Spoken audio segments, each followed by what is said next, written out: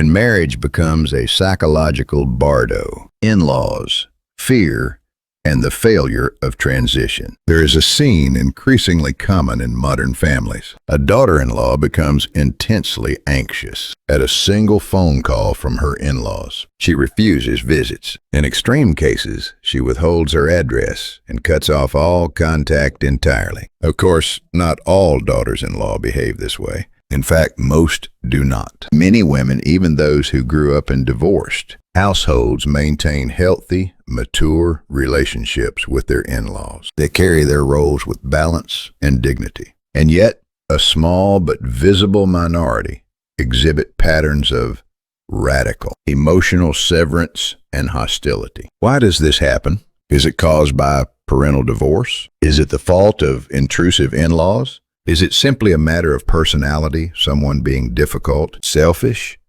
or disrespectful? Today, I want to approach this question differently, not as a moral issue, not as a generational conflict, but as a psychological and existential transition, what Tibetan Buddhism calls a bardo, because what appears as rudeness may in fact be terror. What looks like aggression may actually be survival. Marriage is not an added relationship.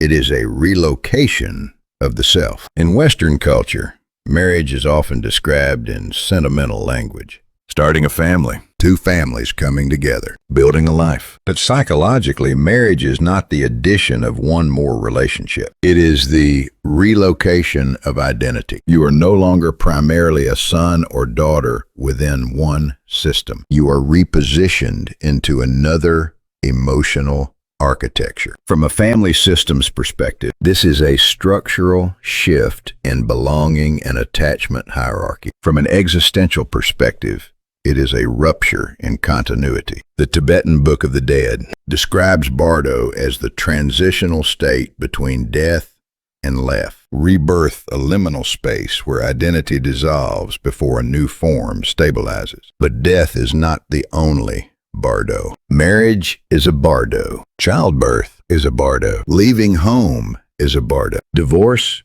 is a Bardo. A Bardo is any threshold where the old self no longer fits, but the new self has not yet solidified. And here lies the core insight. The issue we are witnessing in some extreme daughter-in-law cases is not bad character. It is a failed transition through the marital Bardo, when attachment was never safe. Clinical psychology consistently shows that early attachment experiences shape how adults interpret relational proximity. In many extreme severance cases, we find recurring developmental patterns: chronic parental conflict in childhood, emotional enmeshment with an unstable parent, being used as a mediator or emotional container during divorce, absence of a consistently safe adult attachment figure. The critical variable is not divorce itself. Research on resilience demonstrates that children of divorce who receive stable, emotionally attuned caregiving often develop secure relational models. The true risk factor is this internalized belief. Closeness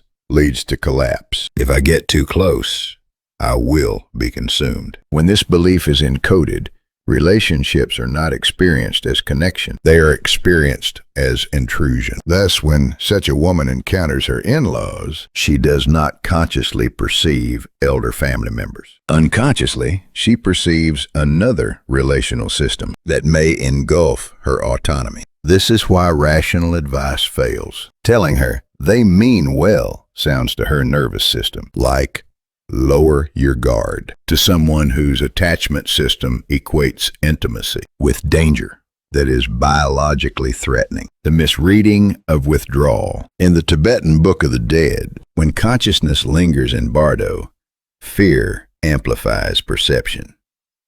The text describes how the disoriented mind avoids light, avoids sound, contracts inward to survive overwhelming stimuli. Observe the behavioral parallels: blocking phone calls, refusing visits, withholding address, complete relational cutoff. These actions are often interpreted as hostility, but psychologically, they resemble defensive constriction under perceived existential threat. This is not an ethical statement. It is a structural one. If an individual experiences relational contact as suffocation, withdrawal becomes oxygen. When in-laws say, "Why is she overreacting?"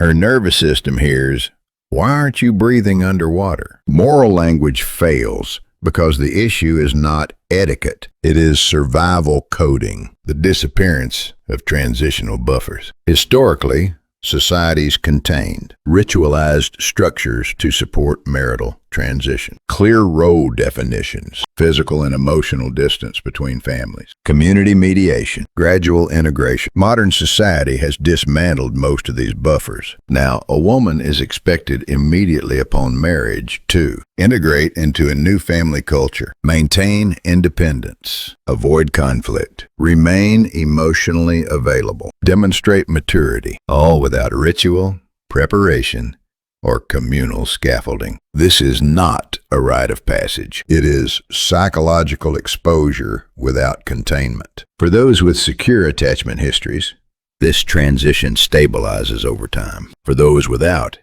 the Bardo freezes. And when Bardo freezes, identity defends. Why communication becomes triangular. Family systems theory introduces the concept of triangulation. When tension between two parties becomes intolerable, a third person is drawn in to stabilize anxiety. In these families, the structure often becomes in-laws, son, daughter-in-law, direct connection absent, all communication routed through the son. The daughter-in-law says, "Please speak to my husband." This is frequently interpreted as manipulation. Yet from a structural perspective, the husband functions as an emotional buffer. For someone who grew up absorbing parental conflict, direct communication with authority figures may activate memories of being the mediator, the emotional caretaker, the one responsible for managing adult distress. Her nervous system predicts, if I speak directly, I will be pulled back into emotional labor. So she reduces exposure. The husband becomes not a weapon,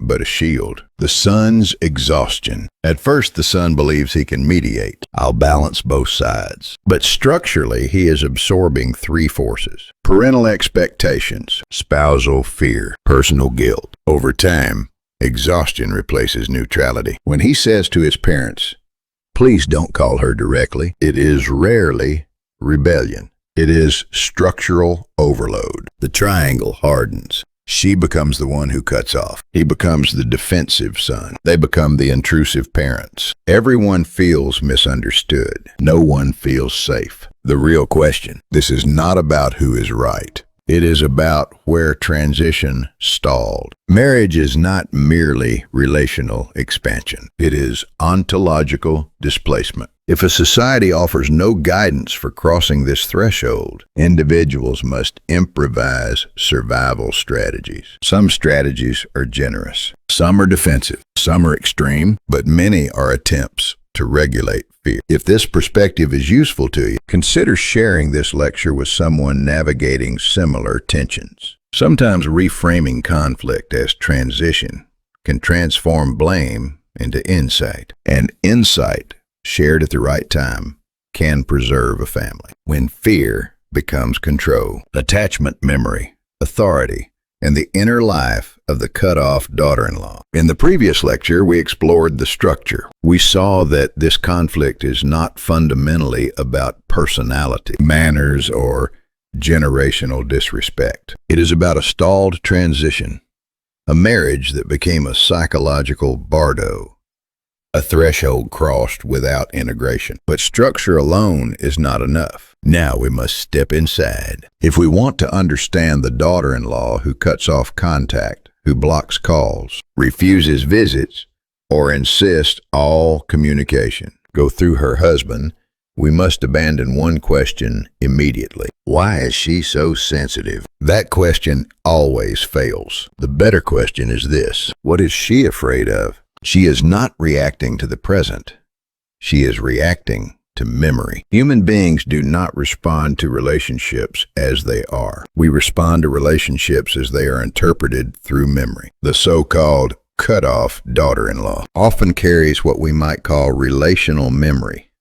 not conscious narratives, but encoded emotional blueprints. Frequently, those blueprints include closeness that led to escalating demands, boundaries that triggered guilt, childhoods where she had to manage adult emotions. These experiences are not stored as stories. They are stored as body responses. That is why she may intellectually understand, my in-laws are not bad people, yet her nervous system tightens the moment the phone rings. Many people say, she must not have been loved enough. But attachment theory does not measure love by quantity. It measures security by consistency. Was comfort reliably available? Were adult emotions regulated rather than explosive? Was the child allowed to remain a child? When these conditions are unstable, the developing mind often adopts a survival strategy. I am safest alone. In adulthood, this becomes avoidant or control-oriented attachment. Control in this context is not dominance. It is scaffolding against collapse. A child raised among unpredictable authority figures reaches a conclusion. Uncontrolled relationships are dangerous. As an adult, she either eliminates relationships or manages them tightly. There is no middle ground. Why reasoning and moral appeals backfire. This explains why certain phrases never work. Think of your duty. They're your elders. Why are you overreacting? These statements do not soothe her. They activate her core fear. What she fears most is not criticism. It is being pulled back into emotional responsibility. When she hears moral instruction, her internal translation may be, you manage this, you absorb this, you fix this. So she withdraws further. It is essential to say something difficult here. These women are not weak. They are often extraordinarily resilient. They survived unstable environments by constructing rigid internal defenses. The tragedy is not that they defend themselves. The tragedy is that the defense destroys connection. From a Bardo perspective, she is not immoral. She is stuck. Why in-laws feel like perpetrators even when they do nothing. In counseling sessions with parents-in-law, I often hear, we did nothing wrong. We only tried to help. We never interfered. Many times, this is true. Yet the daughter-in-law still experiences them as threatening. To understand why, we must shift from judging intentions to examining relational position. Psychologically, humans respond first to position, not personality. We unconsciously scan. Are you above me or below me? Do you evaluate me? Do you carry authority? Parents-in-law occupy three positions simultaneously. Generational seniority, family authority, representatives of the husband's original attachment system. For someone raised under unstable authority, elder does not equal protection. It equals evaluation. In her unconscious associations, adults demands, adults judgment, adults expectation. Therefore, even a neutral question can be translated internally as, what will they require next? When parents-in-law say, we just wanted to help, the automatic internal translation may be, you are inadequate. You cannot manage alone. We must intervene. If this were conscious interpretation, clarification would solve it. But this process is reflexive. By the time explanation begins, the body is already in defense. The Bardo image projection under fear. In the Tibetan Book of the Dead, there are repeated descriptions of terrifying figures appearing before consciousness in the Bardo. The crucial insight is this: these figures are not inherently harmful. They appear terrifying because fear projects onto them. Likewise, the parents-in-law may not be dangerous, but in her perception, they occupy the symbolic position of threat. They are not seen as individuals. They are experienced as structure. And here is an important misconception. Some parents conclude, then we will withdraw completely. Total withdrawal often fails as well. Why? Because the internal threat scenario is already constructed. Silence does not necessarily feel like safety. It can feel like anticipatory danger, the calm before evaluation. The problem is not proximity alone. It is the unresolved memory attached to proximity. Can this relationship be repaired? At this point, the inevitable question arises. Can this relationship heal? The honest answer is not always, and forced reconciliation often deepens injury. There are two primary indicators that determine whether movement is possible. 1. Is fear still fully activated? If minor contact triggers intense physiological reaction, interpretation of neutral messages as threats, emotional collapse, or rage lasting days, then she remains psychologically in the center of Bardo. Attempting repair at this stage is like forcing someone to open their eyes in blinding darkness. Premature exposure intensifies fear. 2. Can the husband step out of the shield role? The most pivotal figure in this structure is not the daughter-in-law nor the parents. It is the husband. If he continues to absorb parental emotion, buffer his wife's anxiety, filter all communication, the triangle is frozen. For healing to begin, he must cease being a shield or mediator and stand as an independent adult, differentiated from both sides. Without this structural shift, any peace achieved is temporary, the only condition that allows transition. In the Tibetan Book of the Dead, guidance given to consciousness in Bardo is remarkably simple. You do not have to follow every sound. Psychologically translated, this means you are safe even if you do not respond immediately. Recovery begins when the daughter-in-law experiences, even faintly, that contact does not automatically require emotional labor, that she does not have to absorb, that she does not have to manage, that she can exist without collapse. This is not about who is right. It is not about who should sacrifice more. It is about whether fear can soften enough for identity to reorganize. The greatest danger in Bardo is not making the wrong choice. It is reacting too quickly under fear. When fear dominates consciousness, it avoids light, avoids sound, avoids relationship. What appears morally incomprehensible may be neurologically protective. So the real question is not, how do we correct her? The real question is, can this family create conditions where fear no longer dictates structure? In the next lecture, we will examine the precise differences between recoverable and unrecoverable cases, what parents-in-law must stop doing, what they must start doing, and where the husband must stand for movement to begin. If this analysis has helped you see beyond blame into structure, consider sharing it. Sometimes the difference between collapse and recovery is not persuasion, it is understanding.